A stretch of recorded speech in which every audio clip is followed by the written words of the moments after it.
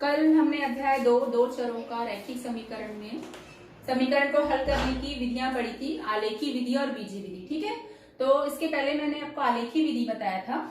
आज बीजी विधियां हम लोग पढ़ेंगे। बीजी विधि 3 प्रकार की होती है, प्रतिस्थापन, विलोपन और वज्र गुणन। तो आज हम 2 विधियों के बारे में जानेंगे, प्रतिस्थापन और विलोपन। ठीक है, तो किस प्रकार से हम समीकरण को प्रतिस्थापन और विलोपन विधि से हल करके x और y का मान ज्ञात करेंगे। तो यहाँ पर हम एक समीकरण लेते हैं। तो हमारा समीकरण है आपका कि निम्न समीकरण को किसी भी विधि से हल कीजिए। तो तीसरे का जो हमारा पहला सवाल है, आप लोगों को हमारा तीसरे का पहला सवाल है x - 1 बराबर -y और 3x - 2y बराबर 12। मैं इसी सवाल को x - y बराबर -1 और 3x - 2y बराबर 12, मैं इसी सवाल को आपको प्रतिस्थापन विधि से भी बताऊंगी और इसी सवाल को मैं आपको विलोपन विधि से भी बताऊंगी। तो आपको क्लियर हो जाएगा कि सभी समीकरणों को आप किसी भी विधि से हल कीजिए, आंसर हमेशा सेम ही आता है। ठीक है, तो देखिए प्रतिस्थापन विधि में क्या करते हैं, नाम से ही समझ में आ रहा है। प्रतिस्थापन मतलब एक स्थान से हम किसी भी x या y के मान को ले जाकर दूसरे समीकरण में प्रतिस्थापित कर देंगे। तो यहां पर हम पहला समीकरण लेते हैं, इसको हम समीकरण 1 मान लेते हैं, इसको हम समीकरण 2। तो समीकरण 1 से हम मान को लेते हैं x - y बराबर -1। तो यहां से हम x की वैल्यू ले लेते हैं। चाहे आप x को पक्षांतरण कीजिए, y को से फर्क नहीं पड़ता है, आप एक मान को पक्षांतरण कर दीजिए। तो ये -1 होगा, -y उधर जाके +y होगा। ठीक है, तो यहां से आपको मिल गया x बराबर -1 + y। इसको मान लीजिए समीकरण 3। ठीक है, अब इस समीकरण 3 के जो x का, एक समीकरण से हम x का मान निकालते हैं और दूसरे समीकरण में ले जाकर हम उसको क्या करते हैं, प्रतिस्थापित कर देते हैं। ठीक है, तो यहां से समीकरण 1 से हमने x का मान निकाला, अब समीकरण 2 में x का मान रखने पर, तो समीकरण 2 में x का मान रखने पर, ठीक है, तो आप मान रख दीजिए। तो हमारा समीकरण 2 जो है वो है 3x - 2y बराबर 12। अब यहाँ पे 3 हमने लिखा, चलिए मैं यहाँ पे कर दे रही हूँ, ज्यादा इजी हो जाएगा। तो यहाँ पर हमने 3x - 2y = 12 लिखा। ठीक है, अब यहाँ पर x के मान को ले जाकर, x का जो मान है उसको हम यहाँ पर ले जाके रख देंगे। तो 3 तो लिखेंगे ही, पर x की जगह पे हम लिखेंगे -1 + y, फिर -2y बराबर 12। अब हल कर लीजिए, 3 का ऋण 1 में गुणा करेंगे तो ऋण 3 का y में गुणा करेंगे तो 3y - 2y बराबर 12। अब यहाँ पे y वाले पद हल हो जाएंगे तो प्लस माइनस माइनस, 3y में 2y गया, यहाँ पर -3 आ जाएगा और यहाँ पे +y बराबर 12। यहाँ से आप पक्षांतरण करेंगे तो y बराबर मिलेगा 12 - 3, मतलब y बराबर हमको मिल गया 15। यहाँ से हमको y की वैल्यू मिल गई। ठीक है, तो -3 समीकरण तो आपको हल करना आता है, सब ले जाएंगे इसको, -3 को उधर 12। अब x का मान, सॉरी, अब y का मान मिल गया, अब हमको x का मान निकालना है। तो समीकरण 3 में यहाँ पर हम y का मान पुट कर दें। ठीक है, कर दीजिए समीकरण 3 में y बराबर 15 रखने पर। बहुत इजी है, थोड़ा सा समझेंगे तो अच्छे समझ में आ जाएगा। तो समीकरण 3 हमारा ये है, x बराबर -1 प्लस y की जगह पे हम कितना रख देंगे, 15। तो यहाँ पर हमने 15 रख दिया, तो x बराबर 15 में गया 14। ठीक है, माइनस प्लस माइनस मतलब 15 में गया 14, चिन्ह लगेगा बड़ी संख्या का, तो x बराबर हमको मिल गया 14। तो हमारा आंसर आएगा x बराबर 14 और x बराबर y बराबर 15। ठीक है, तो इस प्रकार से आप प्रतिस्थापन विधि द्वारा समीकरण को हल करें। कुछ नहीं करना है, किसी भी एक समीकरण से, समीकरण 1 से हमने x का मान निकाला तो x का इधर रखा, बाकी को उधर पक्षांतरण किया, फिर उस x के मान को ले जाकर समीकरण 2 में रख दिया। ठीक है, समीकरण 2 में जहां पर x है, इस मान को ले जाके वहां पे रख दिया, समीकरण को हल किया। ठीक है, समीकरण को हल करेंगे तो आपका y का मान निकल जाएगा, फिर जो आपका y का मान आएगा उसको समीकरण 3 में आप रख देंगे। यहाँ पर आपने y का मान रखा 15, तो आपको x का मान मिल जाएगा। तो ये आपकी प्रतिस्थापन विधि है। तो सभी सवाल इसी प्रकार से हल होंगे। ठीक है, तो आप लोग हल कीजिएगा। अब इसके बाद मैं आप लोगों को विलोपन विधि द्वारा इसी सवाल को विलोपन से बताती हूँ।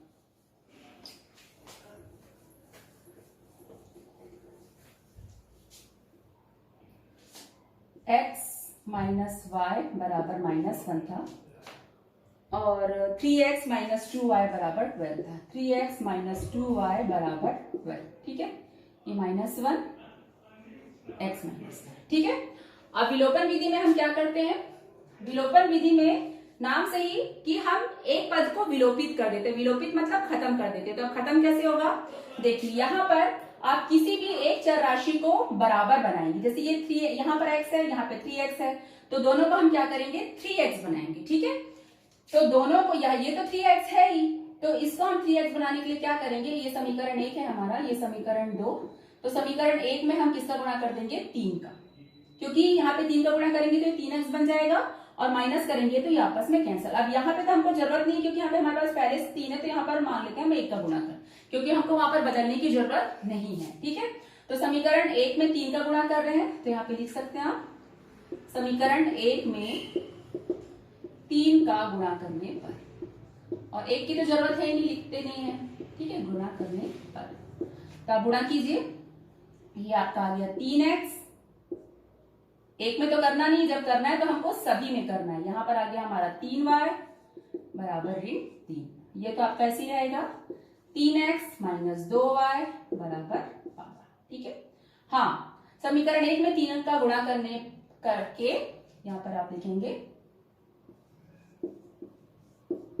समीकरण 2 में समीकरण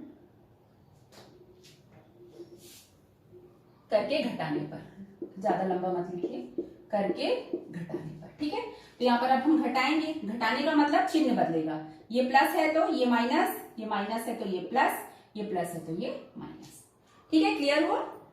घटा रहे हैं हम, नीचे वाले को घटा रहे हैं, तो जब भी घटाते हैं तो हमेशा मैं बोलती हूँ कि चिन्ह क्या होते हैं, बदलते हैं। तो ये प्लस हो गया तो ये माइनस, ये माइनस है तो ये प्लस, ये प्लस है तो ये माइनस। अब देखिए ये प्लस है और ये माइनस, ये कैंसिल हो जाए, ठीक है, एक प्लस और एक माइनस। अब ये चिन्ह, ये वाला चिन्ह इसका चिन्ह है, ये वाला चिन्ह इसका, ये माइनस नहीं प्लस है, ठीक है। तो एक प्लस एक माइनस, तो ये कैंसिल हो गया। अब ये देखिए ये दोनों को जब हम हल करेंगे तो माइनस प्लस माइनस हुआ, 3y में 2y घटा तो 1y आया, और चिन्ह लगेगा बड़ी संख्या का, क्योंकि 3 के आगे माइनस है, ठीक है, बराबर। यहाँ ऋण ऋण धन हो गया, मतलब 12 और 3 कितना हो गया 15, चिन्ह लगेगा बड़ी संख्या का, मतलब -15। यहाँ माइनस से माइनस क्या होगा, कट जाएगा, तो y बराबर हमको मिलेगा 15। तो देखिए उस सवाल में भी y का मान 15 आया था, यहाँ पर भी y का मान कितना आया 15। बस इस मान को ले जाके भी हमको क्या करना है, समीकरण में रख देना था x का। तो समीकरण 1 में y का मान रखने पर, समीकरण 1 में y बराबर 15 रखने पर, ठीक है। तो रख दीजिए समीकरण 1 में y बराबर 15। तो यहाँ पर हमने लिखा x माइनस वाई बराबर -1। तो x माइनस y की जगह पे आपने कितना रखा 15 बराबर -1। तो x बराबर -1, 15 उधर जाके +15 हो जाएगा। तो x बराबर माइनस प्लस माइनस 15 में गया 14 और चिन्ह लगेगा बड़ी संख्या का। तो देखिए यहाँ पर भी x का मान 14 आया और y का मान 15। आपने जब प्रतिस्थापन विधि से भी किया था तो भी x का मान 14 और y का मान कितना आया था 15, ठीक है। तो ये आपका विलोपन विधि है। विलोपन विधि में दोनों समीकरणों को हल करना है, मतलब दोनों के किसी भी मान को आप बराबर कर सकते हैं। तो जनरली हम लोग x को ही बराबर कर लेते हैं, तो सामने वाले मान को आपको बराबर करना है, ठीक है। तो जिस संख्या का आपको गुणा करके मान बराबर, तो आप गुणा करेंगे और सभी समीकरण के सभी पद में उस संख्या का गुणा करेंगे और घटाएंगे, घटाने पे चिन्ह बदलेंगे, आपका y x का जो भी आप काटेंगे उसका मान आएगा। इस समीकरण 1 में ले जाके या जिसमें भी ले जाके आप मान रखेंगे तो दूसरे अचर पद का मान आ जाएगा, ठीक है। तो ये आपकी हुई विलोपन विधि। प्रतिस्थापन और विलोपन दो प्रकार से आप सवाल हल कर सकते हैं। तो किसी भी विधि से आप सवाल हल कीजिए, सवाल का आंसर सेम नहीं आता है, ठीक है।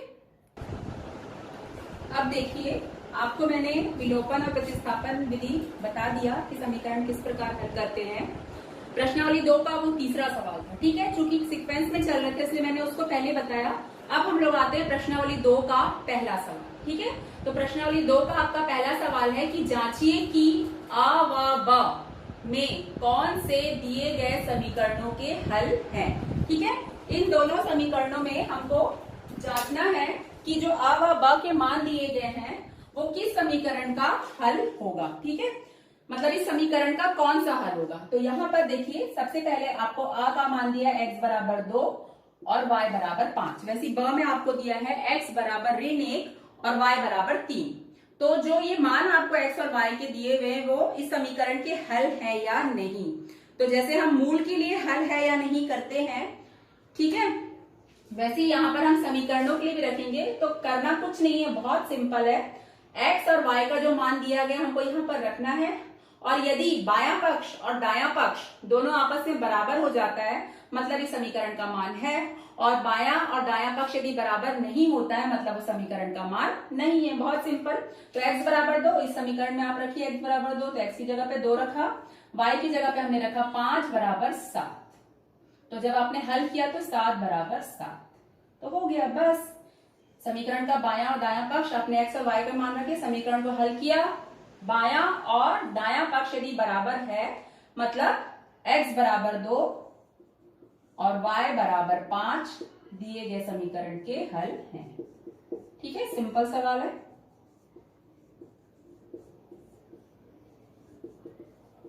उसी प्रकार यहां भी रख लीजिए x प्लस वाई बराबर 7। x की जगह पे रखिए -1 और y की जगह पे रखिए 3 बराबर 7। और जब हम इसको हल कर रहे हैं तो हमको मिलेगा 2 बराबर 7। तो क्या ये आपस में बराबर है? नहीं है। मतलब x बराबर -1 और y बराबर 3 जो है वो दिए गए समीकरण के हल नहीं है। बस इतना ही करना है आपको। ठीक है, बहुत सिंपल है।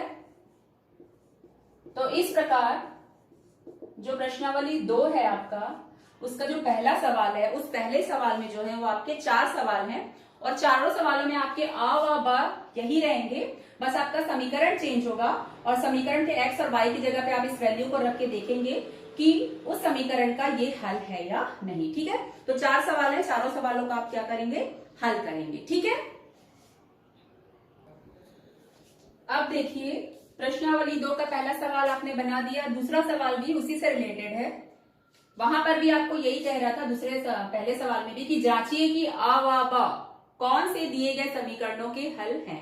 ठीक है, वहां पर देखिए आपको इसी प्रकार आ व ब समीकरण दिया था, पर वहां पर आपको केवल एक समीकरण दिया था, यहाँ पर आपको 2 समीकरण दिए। ठीक है, तो वहां पर जैसे हमने इसको एक समीकरण के लिए चेक किया था, यहाँ पर हमको इस x और y के मान को दोनों समीकरणों में चेक करना है। यदि वो दोनों समीकरणों को संतुष्ट करता है मतलब कि वो इन दोनों समीकरणों का हल होगा, और यदि इनमें से एक भी समीकरण को वो संतुष्ट नहीं कर रहा है मतलब वो दिए गए समीकरण का हल नहीं होगा। ठीक है, वहां हमने एक समीकरण के लिए चेक किया था, यहाँ पर हमको दोनों समीकरण। तो सबसे पहले हम यही वाला कंडीशन को तो यहाँ पर इसको मान लेते हैं समीकरण 1 और इसको मान लेते हैं समीकरण 2। तो समीकरण 1 में मान रखने पर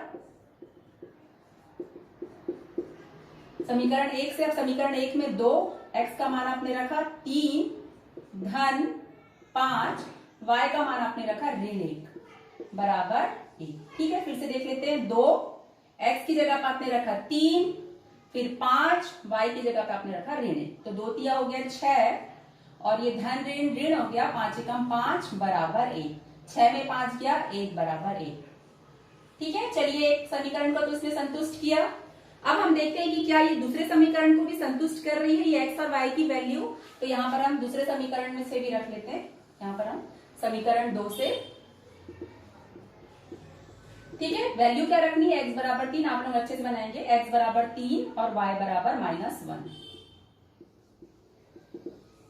ठीक है, इस प्रकार आप लोग लिखेंगे। समीकरण 1 से इसको भी संतुष्ट किया। अब समीकरण 2 में रखिए 2, x की जगह पे अब आप लोग क्या रखेंगे? 3 धन, अब हम इसमें रख रहे हैं, ध्यान रखिएगा, पहले वाले हम लोग इसमें रखे थे, अब हम सेकंड में रख रहे हैं 2, x की जगह पे 3 धन 3, y की जगह पे हमने रखा ऋण 1 बराबर 3। अब हम इसको हल करके देखते हैं। तो 2 तिया 6 और यहाँ पे धन ऋण हो गया ऋण 3 एकम 3 बराबर 3। ठीक है, 6 में 3 गया 3 बराबर 3।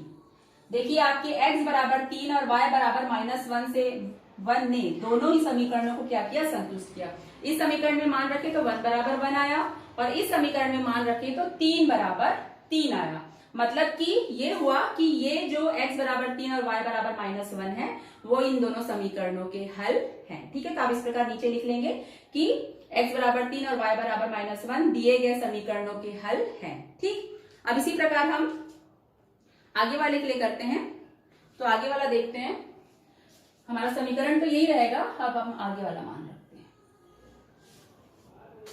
तो हमारे पास ब है, ब हमारे पास क्या है, x बराबर 1/2 और y बराबर 1/3। तो हम पहले समीकरण में मान रखते हैं समीकरण 1 से। ठीक है, तो समीकरण 1 से जब हम मान रखते हैं तो समीकरण में मान रखिए 2, x की जगह पे हमने रखा 1/2 धन 5, y की जगह पे हमने रखा 1/2 बराबर 1। ठीक है, यहाँ पर हमने x और y के मान रख लिए। 2 से 2 कट गया तो यहाँ पर तो 1 आया, प्लस 5 से कम 5/3 बराबर 1। जब हम इसको हल करेंगे तो लघुत्तम समापन पे 3 आएगा, 3 एकम 3 हो गया। ठीक है, 3 में 1 का भाग दिया 3 बार गया, 3 एकम 3, 3 में 3 का भाग दिया 1 बार गया, 5 बराबर 1। 3 और 5 8, 8/3 बराबर 1। क्या ये दिए गए समीकरण को संतुष्ट कर रहा है? नहीं। तो जब हमारे पहले ही समीकरण को वो संतुष्ट नहीं कर रहा है तो हमको दूसरे को करने की जरूरत ही नहीं है। यदि हमारा पहला कर रहा है तो हम दूसरे को चेक करेंगे, पर यदि हमारा पहला ही नहीं कर रहा है मतलब कि फिर दूसरे को करने की जरूरत ही नहीं। मतलब ये हो गया कि x बराबर 1/2 और y बराबर 1/3 दिए गए समीकरण को संतुष्ट नहीं करते हैं या उसके हल नहीं है। ठीक है, समझ आया किस प्रकार करना है। जो भी x और y का मान दिया उसको आपको समीकरण में रखना है। यदि वो दोनों समीकरणों को संतुष्ट कर रहा है मतलब वो समीकरण का हल है, और वो दोनों समीकरणों में से एक भी समीकरण को संतुष्ट नहीं कर रहा है मतलब वो समीकरण का हल नहीं है। ठीक है, तो ये सवाल बहुत इजी आप लोग बनाएंगे इसको, और बना के जरूर व्हाट्सएप पर भेजेंगे। ठीक है, तो इस प्रश्न 2 में भी जो है वो आपके 4 सवाल हैं और चारों सवाल इसी प्रकार से आप हल करेंगे। तो प्रश्नावली 1 का भी प्रश्न 1 में भी 4 सवाल है, प्रश्न 2 में भी 4 सवाल है, और प्रश्न 3 का जो मैंने विलोपन और प्रतिस्थापन विधि से हल करने को बताया उसको आप अगले दिन भी कर सकते हैं, पर इस सवाल को आप पहले हल कीजिए और प्रतिस्थापन विलोपन कर लेंगे तो बहुत अच्छी बात है। ठीक है, तो आज का वीडियो मैं यही खत्म कर रही हूँ। धन्यवाद। बनाकर बिल्कुल सवालों को व्हाट्सएप पर भेजेंगे।